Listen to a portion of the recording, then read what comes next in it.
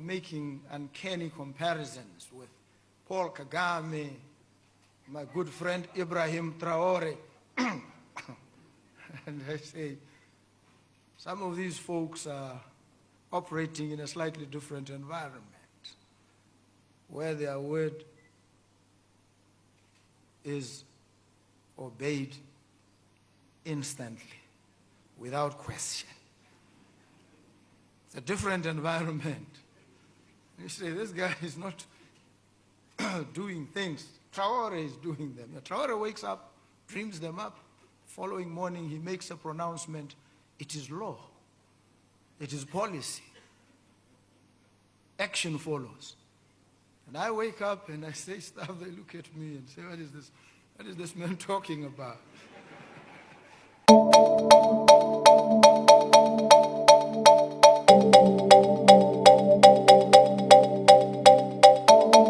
Welcome to Talk of Africa 360, your source for insightful news, analysis, and thoughtful commentary.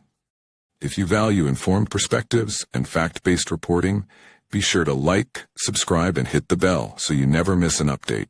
Disclaimer: the content on this channel is based on reliable public sources and credible online information. It is intended strictly for educational and analytical purposes. We do not promote or endorse political violence, hate speech, or any form of discrimination. Our goal is to inform, not to inflame. Thanks for being here. Let's stay informed together. Botswana has just made a move that's got everyone talking. Yes, Botswana, often seen as the quiet achiever of Southern Africa, has stunned the world by aligning itself with none other than Burkina Faso's Captain Ibrahim Traore. Now, if you're not following politics in Africa closely, this might seem like just another handshake. But trust me, this isn't business as usual. Let's break this down. Captain Traore has become a symbol of defiance against Western interference, especially with his outspoken stance on sovereignty and Pan-African unity.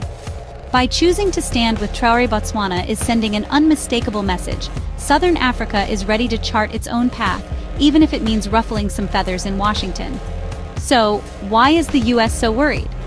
For decades, the United States has tried to maintain influence in Africa through aid, military deals, and quiet diplomacy.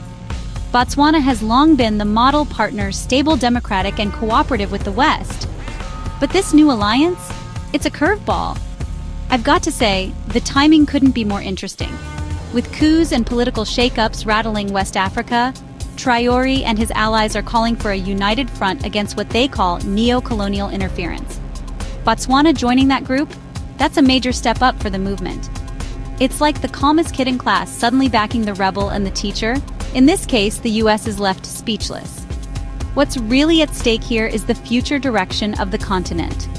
Are we seeing the start of a genuine Pan-African bloc, one strong enough to push back against outside pressure?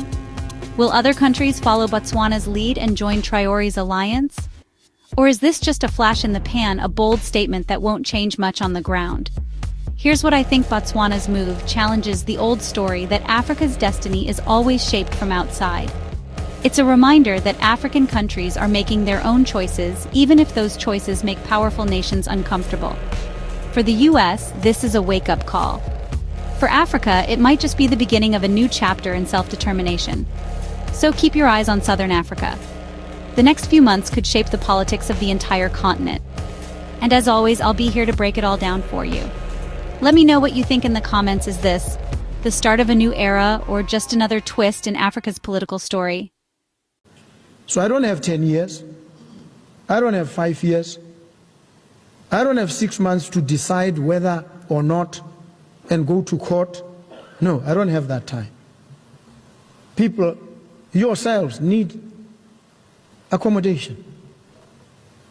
And if I'm going to submit myself to a process that will take me 10 years to deliver accommodation to you, then I would have failed you, and failed you spectacularly. To change this country spectacularly in 3 years. So I don't have 10 years. I don't have 5 years.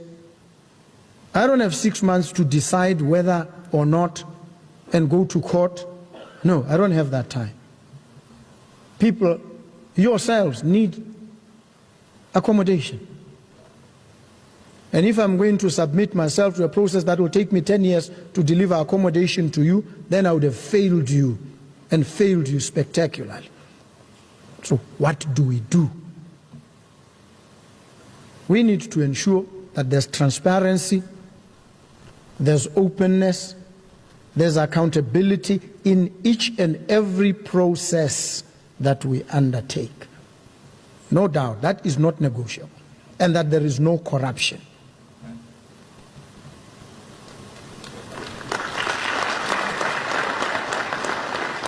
And so people say, when you acknowledge a failed system and you say, whatever we do, we must not do this one.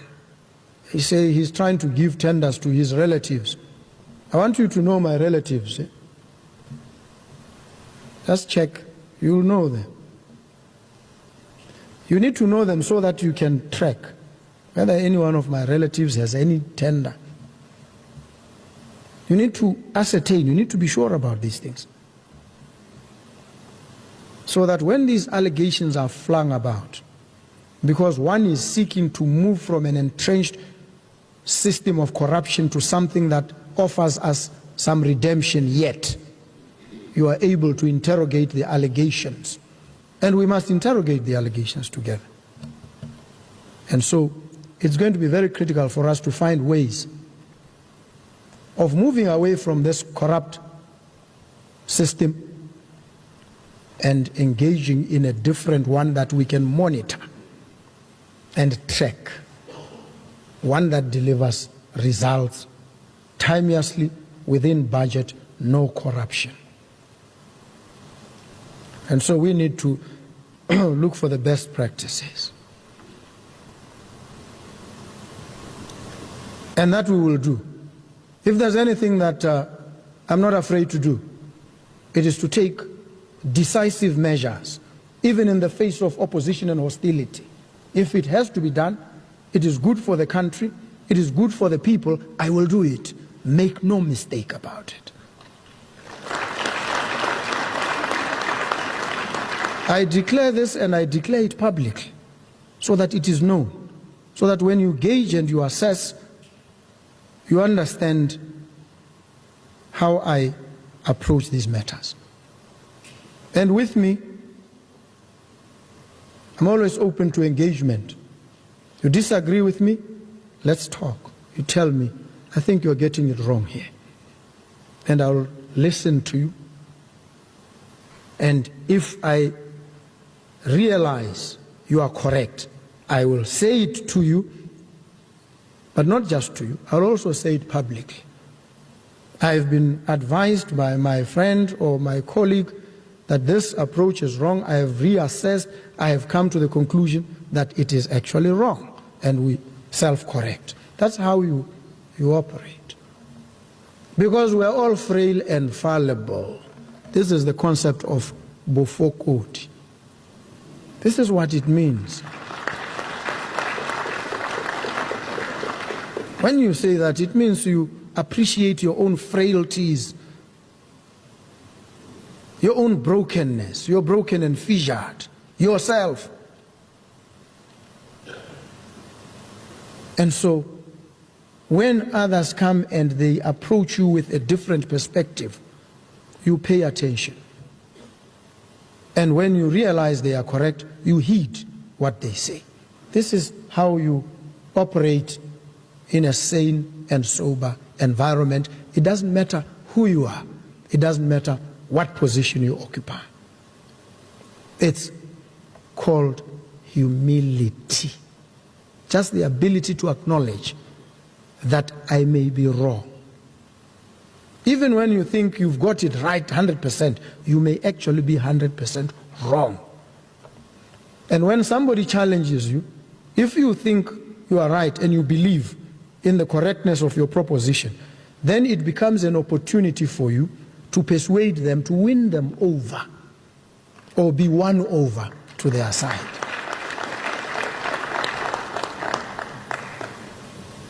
And so I don't understand why sometimes there's conflict. When we engage on any issue, and you know, you assess. That's why you do recon. you collect data, you assess it critically, you examine it from different perspectives, and then you take a decision. But if you go out there, rumor and gossip gets people so excited. Even some who call themselves analysts, you look at what they're trying to say, there's no analysis. But you,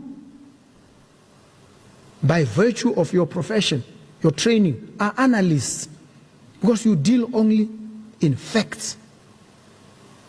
And you take decisions based on accurate information, not speculation, not rumor, not gossip, not pettiness, not frivolity, not absurdity.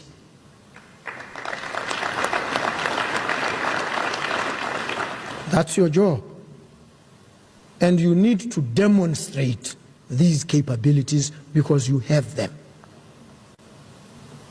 And so it's important for us to understand these issues. And I commit here and now and going forward to working with you to build the Botswana Defence Force so that it truly provides for security, accountability, and meritocracy. That your actions on and off duty reflect our respect for human rights and the rule of law. Let us build a force, a defense force, that is not only formidable in capability, but one that is also exemplary in character. And if we do this, we will ensure that the Botswana Defence Force remains a pillar of peace, security, and progress for generations to come. I also would like to urge, there are many programs that we are trying to develop on the trot. One of them is a housing program called Bonno Housing Scheme. The bold ambition of this program is to ensure home ownership. That no person in this country be without a decent house. And I've seen how many of our people retire into penury, into poverty. And there's a structural explanation for this. And I've said before, we have operated a low-wage economy across for a very long time, such that a person who earns 20,000 belongs in the top 1% of high-income earners in this country. 20,000. And so you can imagine, if you slide all the way down, what it means for the everyday experience of our people. This should be a source of grave concern for all of us, especially for government. We need to be very concerned about this. And so when we complain, with good reason,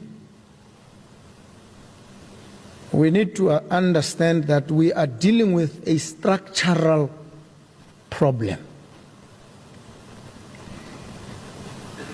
And so we must face up to it and address it structurally. So this housing scheme is an attempt to place immovable property in the hands of citizens, as many of them as we possibly can. And the ambition is to build 100,000 of these houses in the next 3 years. I've said 3. The minister says he wants to do it in 2 years. And so this program is being rolled out in every constituency. The minimum is 1,000 houses.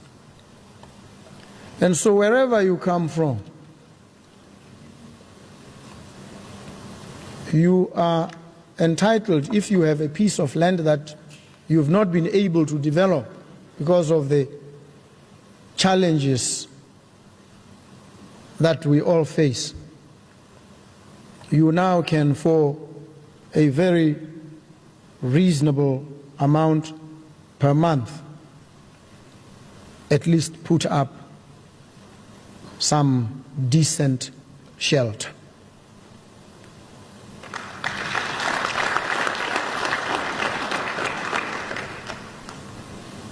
The idea is to ensure our citizens have decent accommodation, but we'll also engage in other programs that seek to deliberately transfer wealth, claw it back from where it is and place it in the hands of the most ordinary of our citizens. It is an obligation. Government has to do this if it is a government of the people, for them and by them. As reactions continue to pour in from across the continent, one thing is clear. Africa is demanding respect, sovereignty, and accountability. Was this just a diplomatic misstep or a deeper sign of shifting global alliances? We'll be watching closely. If you found this story important, don't forget to like, share, and subscribe for more real, unfiltered African news. This is Talk of Africa 360, telling the stories that matter.